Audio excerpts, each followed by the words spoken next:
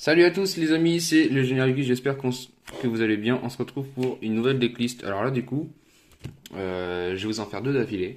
Je vais vous faire celle du gardien de la porte et celle de Ojama. En sachant que là je vous fais les decklists et les vidéos avec les combats devraient vraiment bientôt arriver. Là ça fait vraiment du temps que ça fait vraiment un bout de temps que je le dis. Mais là sachez que j'ai créé un groupe sur Messenger, Discord, Facebook. Donc les trois fonctionnent ensemble pour justement pouvoir vous affronter, affronter mes amis, etc. Et qu'on puisse se faire des parties très sympathiques. En sachant que dans le groupe, il y a vraiment deux formats, le format compétitif et le format rétro.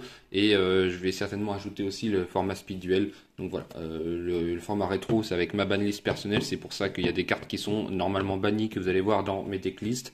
Mais voilà, je vous présente ces decklists là parce qu'elles sont très sympas. Les gardiens de la porte, je sais que c'est un deck que tout le monde adore. On a tous vu l'animé Yu-Gi-Oh! Surtout les premières saisons avec le gardien de la porte. Qui n'a pas rêvé d'avoir le gardien de la porte avec 3750 points d'attaque sur le terrain. Alors, il est très très dur à invoquer, hein, mais le deck est vachement jouable. Pas forcément avec le gardien de la porte, mais du coup avec ses petits frères. Attendez. Et on commence tout de suite cette vidéo avec, bien sûr, je joue deux fois le gardien de la porte. Voilà, c'est le boss monster.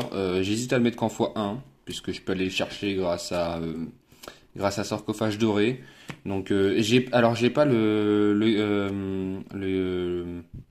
c'est un guerrier, c'est un gardien, je sais pas trop quoi. C'est un gardien qui va chercher les gardiens, justement les cartes gardiens. Donc du coup, qui peut aller chercher les gardiens à la porte.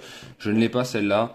Je pense pas qu'elle doit coûter bien cher. Je me suis pas emmerdé. Je vais vous dire honnêtement, j'ai fait ça avec deux boîtes Speed Duel GX qui sont sorties là récemment. J'en ai pas acheté de troisième, donc voilà. Donc le gardien de la porte en x2. Je vais le mettre comme ça va être mieux. Voilà. Le gardien de la porte en x2.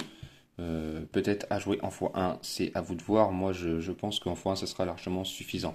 Deux Suijin avec les deux beaux droits barbus qui vont avec. Voilà, c'est beau droit barbu qui sert de deux sacrifices pour un monstre haut. Suijin est un monstre haut. Et comme il faut Suijin, Kazejin et Sanga du tonnerre pour invoquer le gardien de la porte, on arrive facilement à voir le board avec au moins deux des trois, voire les trois assez régulièrement. Après, c'est souvent le gardien de la porte qui vous manque et qu'il faut temporiser. Deux Kazejin qui vont avec le prodige de l'ouragan. Voilà, lui pareil, hein, comme le précédent, il sert de deux sacrifices pour un monstre vent. Kazejin est un monstre de sacrifice, donc il me fallait bien évidemment un monstre qui me servait de deux sacrifices. Il est dans la boîte Speeduel GX, ça tombait bien. Sanga du tonnerre, pareil, en x2. Alors je pense que les jouer en x3, ce serait trop. Donc je pense que deux boîtes, c'est suffisant. Je pense que les jouer en x3, ce serait trop. Mais en x2, c'est large bien. Les ratios sont corrects. Donc voilà. Et avec deux Kaiser Hippocampe, j'aurais pu en mettre un troisième. Mais comme j'en joue que deux pour les chaque, je voulais pas en mettre un troisième Kaiser Hippocampe. Donc voilà, je voulais pas avoir des mains avec que Kaiser Hippocampe. Après, c'est un deck rétro fun. Hein. Il n'y a pas de. Voilà, je vous le montre parce que c'est un deck qui va plaire à beaucoup de gens, surtout ceux qui jouaient rétro. Surtout ceux qui jouent rétro, ils vont aimer. Alors, que serait un deck gardien de la porte sans Jiraiya, un des monstres préférés des frères Paradox? Et je joue du coup deux murs du labyrinthe ainsi que deux statues de pierre des Aztèques. Alors statue de pierre des Aztèques, pardon.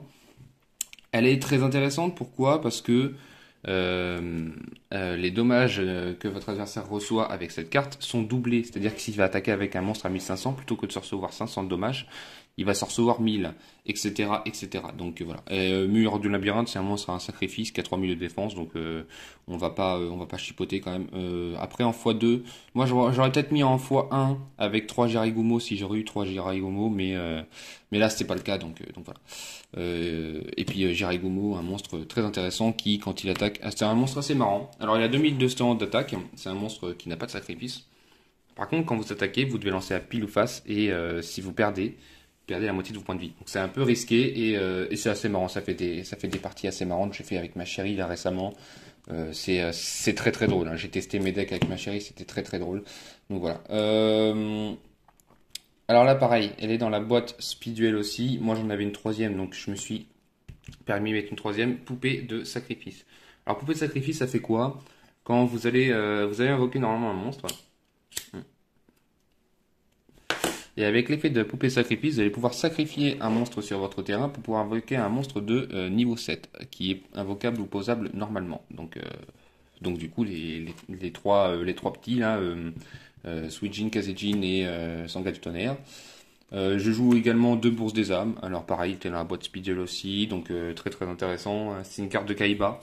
C'est une carte qui vaut que dalle et puis en plus ça se rentre partout dans les decks à sacrifice du genre Gardien de la Porte, du genre Monarque, un deck qui est un peu plus compétitif, enfin Rogue maintenant, mais un deck qui est quand même assez, assez apprécié. Carte en avance, pareil, vous regardez les 5 cartes du dessus de votre deck, vous les remettez dans l'ordre de votre choix et ce tour-ci vous avez le droit à un sacrifice en plus.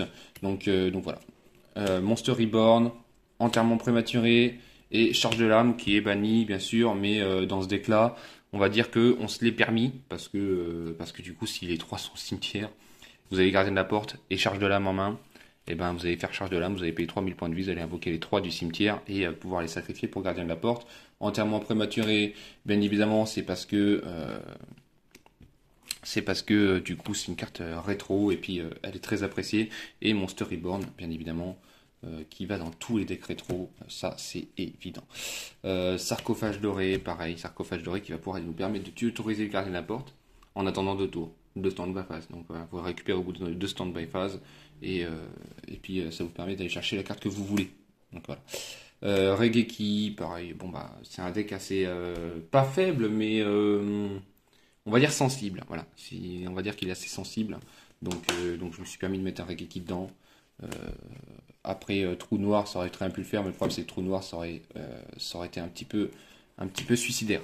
Rayon Nocturne, parce que j'avais plus de typhon. Alors j'ai plus beaucoup de... Alors, je fais tellement de decks que du coup j'ai plus beaucoup de cartes. Donc, enfin j'ai plus beaucoup de cartes. Si, j'ai beaucoup de cartes, mais j'avais plus de typhon, donc j'ai mis Rayon Nocturne à la place.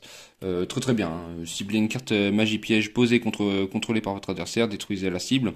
Votre adversaire ne peut pas activer la carte en réponse à l'activation de cette carte. Donc si c'est par exemple Waboku ou je ne sais trop quoi, du coup il peut pas activer la carte. Donc c'est assez cool. Unité de ravitaillement, ça permet de piocher. J'avais plus de pot de cupidité, donc voilà, ça permet de piocher. Esprit de combat qui est un équipement qui fait gagner 300 points d'attaque pour chaque monstre contrôlé par votre adversaire. On va dire que ça aide quand même beaucoup, surtout dans ce genre de deck là. On va continuer avec les épées de révélation de la lumière, qui est bien sûr est la carte de temporisation qui permet au deck de survivre 3 tours et potentiellement de mettre vos trois bêtes. Force de miroir, bien sûr, hein. Dans les decks rétro, c'est toujours ok. Tornade de poussière avec 2 Waboku et un appel de l'étranté. Il fallait quand même pas mal de gardes pour ressusciter du cimetière, donc ça nous en fait 4 pour ressusciter du cimetière. Tornade de poussière parce que bon bah comme je vous ai dit j'avais plus de typhon, donc voilà, j'ai mis tornade de poussière pour faire le reste du travail qui est une carte piège, mais ça fait quand même 5 cartes pièges, hein, dans le deck. 1, 2, 3, 4, 5, ouais c'est ça, 5 cartes pièges, mais ça fait le taf, ça fait le taf. Ça sera tout pour cette déclic, j'espère qu'elle vous aura plu, voilà. Et voici le gardien de la porte. La carte Speedduel qui va avec, c'est très sympathique. Quand vous jouez en Speedduel, c'est entre guillemets la meilleure compétence que vous pouvez choisir pour ce deck-là. Donc voilà. J'espère que ça vous aura plu et on se retrouve bientôt pour une autre vidéo ou sur Discord et Messenger ainsi que Facebook. Je vous mettrai le lien dans la description. Bye tout le monde.